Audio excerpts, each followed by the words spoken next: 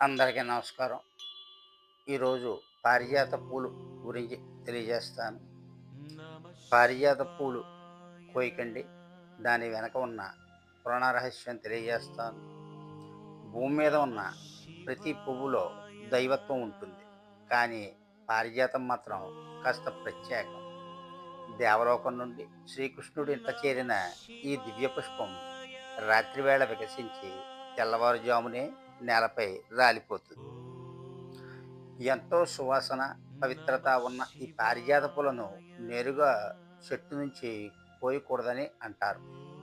ఈ నియమం వెనక దాగి ఉన్న పౌరాణిక కథ ఏంటి? ఆ కథలో ఉన్న అంతరార్థం ఏంటో చెబుతారు. పారిజాత పూలు కోయకూడదు. ఎందుకు? పారిజాత పూలు కోయకూడదని చెప్పడానికి కారణం ఒక ప్రాచీన పురాణ కథ ఉంది. పూర్వం పారిజాతక అనే ఒక రాకుమారి ఉండేది.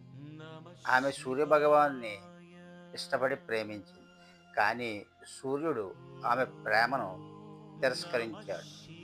ఆ బాధతో పారిజాతం ఆత్మహత్య చేసుకుంది. ఆమె శరీరం అగ్నిలో దగ్ధమై ఆ బూడిద నుంచే పారిజాత చెట్టు పుట్టిందని చెబుతారు. తనను తిరస్కరించిన సూర్యుడిని చూసేందుకు ఇష్టం లేక ఈ చెట్టు రాత్రిపూట మాత్రమే వికసిస్తుందట. అంతేకాక ఆమె బాధ నేల మీద రాలిపోవడం ద్వారా తెలియజేస్తుంది. అందుకే పారిజాత పూలు సూర్యుడు ఉదయించకముందే నేల రాలిపోతాయి. ఈ పారిజాతక రాకుమారి బాధను గౌరవిస్తూ ఆ చెట్టు నుంచి పూలను బలవంతంగా కోయకుండా అవి రాలిన తర్వాత మాత్రమే తీసుకోవటం ఆచారంగా మారింది అంటారు.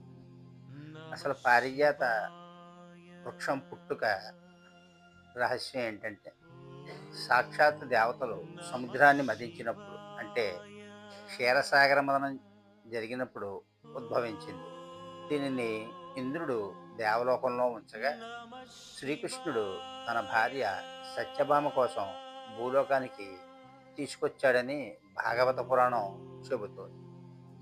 కోరికలు తెచ్చే శక్తి దీనికి ఉంది. నేలరాలిన పారిజాత పూలు అత్యంత పవిత్రమైనవి. ముఖ్యంగా శివ పూజలో, దేవీ పూజలో కింద పడిన పూలను మాత్రమే వాడటం ద్వారా పారిజాతం యొక్క త్యాగాన్ని గౌరవిస్తామని, తద్వారా ఆ పువ్వు యొక్క పవిత్రత పెరుగుతుందని భక్తులు నమ్ముతారు. ఇది కేవలం పురాణ కథ మాత్రమే కాదు, ప్రకృతిని గౌరవించాలనే భారతీయ సంస్కృతికి ప్రతీక. కానీ కొందరు పారిజాత పూలను రాత్రిపూట నేలడం వల్ల వాటి పవిత్రత పోతుందని కొందరు అపార్థం చేసుకుంటారు. కానీ రాత్రి రాలిన పూలు మరుసటి రోజు ఉదయం వరకు కూడా పూజకు అత్యంత పవిత్రమైనవిగా, దైవశక్తి కలిగినవిగా పరిగణించబడతాయి. కోయకుండా రాలిన పూలను వాడటమే సరైన ఆచారం. సర్వే జన సుఖినో భవంతు. ఈ వీడియో మీకు నచ్చినట్లయితే సబ్స్క్రైబ్ చేసి, లైక్ చేసి, షేర్ చేయవలసిందిగా కోరుతున్నాను.